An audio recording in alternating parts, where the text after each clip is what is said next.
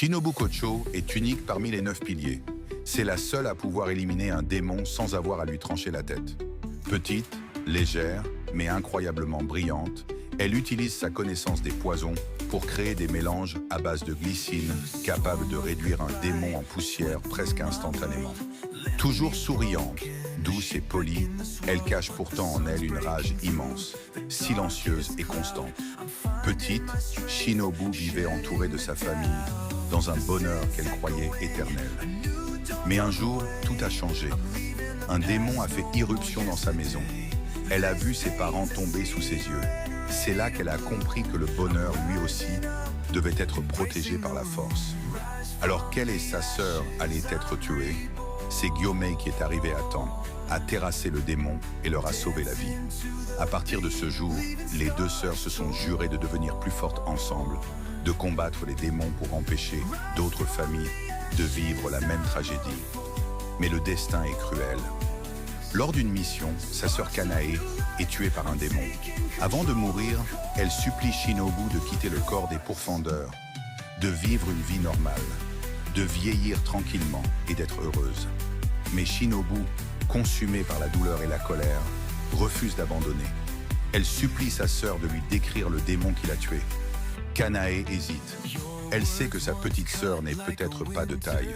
Mais face à l'insistance de Shinobu, elle finit par céder.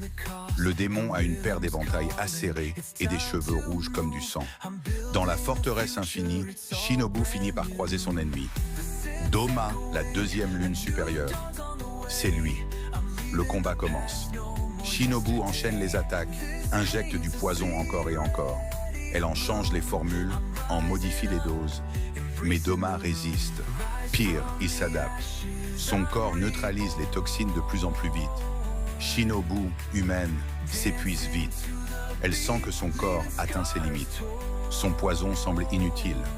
Ses poumons sont gravement abîmés par les techniques de sang de Doma. L'air qu'elle respire est devenu toxique. Mais elle ne cède pas. Elle tente un coup décisif. Injecter une dose massive de poison en très peu de temps. Mais cette fois, Doma riposte et la blesse violemment. Son corps est lacéré, brisé. Et pourtant, il la regarde avec admiration. « Tu es rapide, Shinobu. Si seulement tu pouvais trancher une tête. Mais tu es trop petite. » Depuis longtemps, Shinobu s'interroge. Pourquoi est-elle si frêle? Si seulement elle avait pu être un peu plus grande, un peu plus forte. Peut-être aurait-elle pu frapper comme les autres. Kanae aussi était fine, mais elle était plus grande. Et Gyomei, lui, imposait le respect rien que par sa présence. Elle se souvient. Kanae voulait lui dire quelque chose ce jour-là. Elle savait que Shinobu ne gagnerait peut-être pas. Mais en voyant sa petite sœur déterminée à venger sa mort, elle n'a pas eu le cœur à l'en empêcher. Et là, alors que Shinobu est à terre, presque sans souffle, elle a une vision. Sa sœur apparaît devant elle. Elle l'encourage, lui dit de se relever, de tenir sa promesse, de gagner, quoi qu'il en coûte. Alors, Shinobu se relève. Doma n'en croit pas ses yeux. Tu es couverte de blessures, chaque respiration te fait saigner, ton corps est à bout. Et pourtant, tu te tiens encore debout? Shinobu le fixe. Elle sait ce qu'elle doit faire. C'est maintenant ou jamais. Elle fonce. Sa vitesse est telle que même Doma n'a pas le temps de réagir.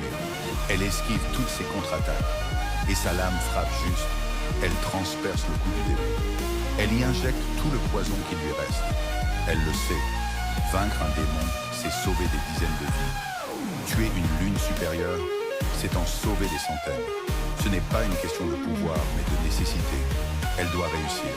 Derrière son sourire calme, c'est une fureur incontrôlable qui bouillonne. Depuis la mort de Kanae, elle ne vit que pour ce moment. Tous ceux qu'elle aimait ont été tués par les démons.